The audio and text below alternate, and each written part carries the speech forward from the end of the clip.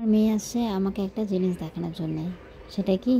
দাঁড়াও, এই যে দেখো বাইরে এত যেসব লাইটিংগুলো লাগানো হয়েছে সবার বাড়িতে, তো সেগুলো দেখানোর জন্যই কিন্তু আমার মেয়ে কিন্তু আমাকে ডেকে নিয়ে আসে। আর এটা কিন্তু আজকে না, যবে থেকে মনে করে এই লাইটিংগুলো কিন্তু লাগানো হয়েছে তবে থেকে রোজ একবার করে আসবে, এসে কিন্তু আমাকে দেখাবে যে দেখো দেখো কতটা লাইটিং লাগিয়েছে, কত সুন্দর। আর এই যে দেখো ও কিন্তু হাত দিয়ে দেখাচ্ছে যে না কোথায় কোথায় লাইটিং হয়েছে, কি হয়েছে।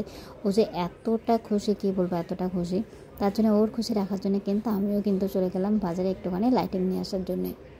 আসলে বেশ কয়েকদিন ধরেই কিন্তু পঙ্কজকে কিন্তু বলে যাচ্ছিলাম যে নিয়ে আসার জন্য, তো ওর যেহেতু সময় হচ্ছে না, ও যেহেতু আনতে পারছে না, তো শেষ পর্যন্ত দেখছি যে না, এরপরে যদি আমি যদি না যাই তাহলে হয়তো লাইটিংটা লাগানোই যাবে না, কালী পুজো হয়তো শেষ হয়ে যাবে। সেই জন্যই দেরি না করে চলে আসছে কিন্তু মেয়েকে নিয়ে বাজারে। আর আমার মেয়ের কিন্তু আজকে কিন্তু ডিমান্ড ছিল যে প্রদীপ নিতে হবে, লাইটিং নিতে হবে, মোমবাতি নিতে হবে, আর রঙ্গোলি নিতে হবে, আর সাথে কিন্তু ওর জন্য তারাবাতি বোম নিতে হবে। তো এই সব কিন্তু ডিমান্ড কিন্তু আমার মেয়ে কিন্তু আজকে ছিল।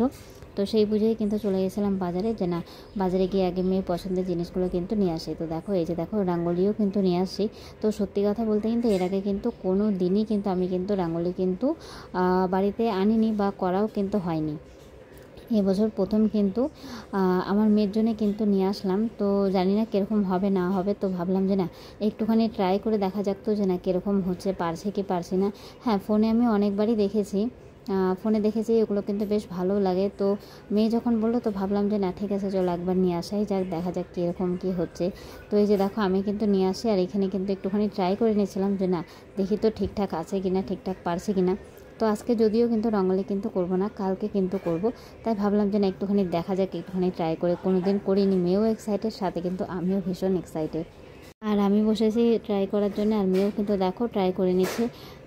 আর এই যে দেখো এটা কিন্তু করে নিয়েছি। তো এটা কিন্তু ভীষণ কিন্তু অল্প অল্প করে কিন্তু দিয়ে করেছিলাম, মানে একদম কিন্তু রাফ হিসাবে একটা করেছিলাম যে না হচ্ছে কি হচ্ছে না, পারছে কি পারছে না, ঠিক সেরকমই কিন্তু বিষয়টা। আর যেহেতু ডিব্বাটা যেহেতু একটু কম ছিল তার জন্য কিন্তু আজকে বেশি কিন্তু দিইনি, কেন কি মেন হচ্ছে কালকে। তো ভাবলাম যে না আজকে অল্প একটুখানি রঙ্গোলি দিয়ে একটুখানি ট্রাই করা যাক। তো এই যে দেখো রঙ্গোলি কিন্তু করেছি। তো যাই হোক, মেয়ের জন্য কিন্তু এই জিনিসটা কিন্তু হলো। মেয়ে যদি না বলতো তাহলে হয়তো এই জিনিসটা হয়তো নিয়ে আসা হতো না। প্রদীপ মোমবাতি এগুলো হয়তো প্রতি বছরই কিন্তু দিই, ছোটো থেকেই দিই, কিন্তু এই জিনিসটা কিন্তু এবছর কিন্তু প্রথম করা হলো, তাও শুধু কিন্তু মেয়ের জন্যে। বলি না, আমার মেয়ে যেরকম নতুন নতুন জিনিস শিখছে, দেখছে, করছে, সেরকম কিন্তু মেয়ের সাথে কিন্তু আমিও কিন্তু অনেক নতুন নতুন জিনিস কিন্তু করছি, শিখছি।